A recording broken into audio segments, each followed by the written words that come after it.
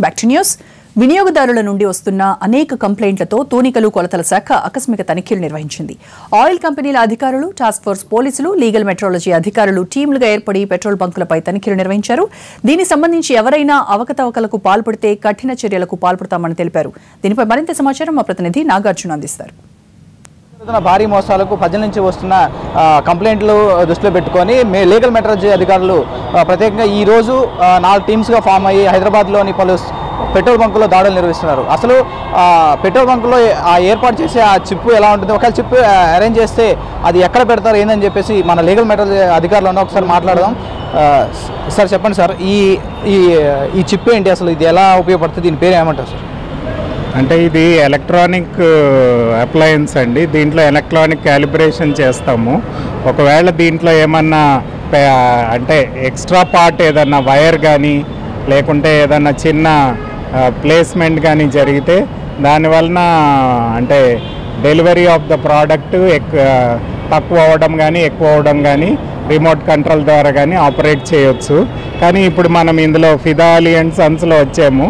ఇప్పుడు ఈ చిప్ని మేము బయటికి తీసి చూస్తే దీంట్లో ఎటువంటి ఎక్స్ట్రా కనెక్షను లేదు. ఫ్రాడ్ చేయాలనుకున్నప్పుడు పెట్రోల్ బంక్స్ వాళ్ళు ఈ చిప్ని ఓపెన్ చేసి ఇక్కడ ఎక్కడ కనెక్షన్ ఇస్తారు, దీన్ని ఎలా ఓపెన్ చేస్తారు సార్? అంటే లోపల దాని మన మిషన్లో అంటే ఈ రెండు కనెక్షన్స్కి మధ్యలో ఒక ఎక్స్ట్రా పార్టికల్ని పెడతారు. అంటే ఒక చిన్న వైర్ కావచ్చు, దీనికి కనెక్షన్ కావచ్చు, లేకుంటే దీనికి కనెక్షన్ పెట్టి ఆ వైర్ ఏంటంటే ద పల్సస్ అంటే ఇది పల్సర్ నుంచి డెలివరీ ఇంక్రీజ్ ఆర్ డిక్రీజ్ అవ్వే అవకాశం ఉంది. కాబట్టి దీంట్లో ఏమవుతుందంటే ద రీడింగ్ ఎక్కువ ఫాస్ట్గా కొట్టుకోవడంతో దాని మూమెంట్ ఫాస్ట్ అవ్వడంతో ఆ డెలివరీ షార్ట్ అవ్వడానికి అవకాశం ఉంది.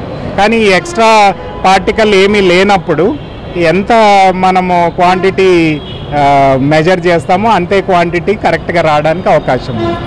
అయితే పెట్రోల్ బంకులో సంబంధించి మనం ఇక్కడ చూస్తున్నాము, ఈ మిషన్లో ఈ యొక్క పార్ట్ ఉంటుంది. ఈ పార్ట్కి సంబంధించిన సీల్ అనేది లీగల్ మెట్రాలజీకి సంబంధించిన వాళ్ళే ఈ పార్ట్కి సీల్ వేస్తారు. ఒకవేళ ఈ సీల్ ఓపెన్ చేసే అధికారం ఎవరికి లేదు, ఒక్క లీగల్ మెట్రాలజీలో వాళ్ళకి మెట్రాలజీ మాత్రమే దీనికి ఓపెన్ చేసే అవకాశం ఉంది. ఇక్కడ దీంట్లోనే ఈ చిప్ అరేంజ్ చేసి ఉంటుంది. దీన్ని పల్సర్ అంటారు. అంటే ఈ మెకానికల్ నుంచి మొత్తం ఇక్కడ డిజిటైజేషన్ కన్వర్ట్ చేసే ఆ చిప్ అనమాట.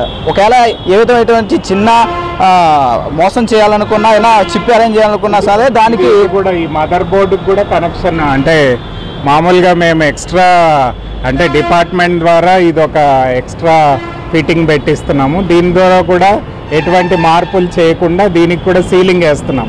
మదర్ బోర్డుకి కూడా అంటే పల్సర్ కాకుండా మదర్ బోర్డుకి కూడా ఎక్స్ట్రా ఫిట్టింగ్ పెట్టి సీల్ వేస్తున్నాము. ప్లస్ ఇక్కడ క్యాలిబ్రేషన్ స్విచ్ ఏదైతే ఉందో దాన్ని ఆన్ ఆఫ్ చేయడానికి కూడా అవకాశం లేకుండా దానికి కూడా చిప్ వేసి మేము సీల్ చేస్తున్నాం. సో క్యాలిబ్రేషన్ చేసినప్పుడే అది ఓపెన్ చేసి దానిలో ఆన్ చేసి మేము క్యాలిబ్రేట్ చేసి మళ్ళీ ఆఫ్ చేసి దాన్ని సీల్ చేస్తాం. సో దట్ ఆ క్యాలిబ్రేషన్ స్విచ్ డీలర్ కానీ ఇంకెవరు కానీ ఓపెన్ చేయడానికి అవకాశం లేదు. మేము లీగల్ మెట్రాలజీ అధికారులు మట్టుకే అది ఓపెన్ చేసి దాన్ని క్యాలిబ్రేషన్ చేసి మళ్ళీ రీసీల్ చేస్తాం. అలాగే ఈ పల్సర్ దగ్గరను మదర్ బోర్డుకి కూడా అన్ని విధాలుగా ఎక్కడైతే పాసిబిలిటీ ఉందో అన్ని చోట్ల మేము సీల్స్ అప్లై చేస్తున్నాం. ఎక్కడ కానీ ఆ సీల్ ట్యాంపర్ చేయడానికి అవకాశం లేదు.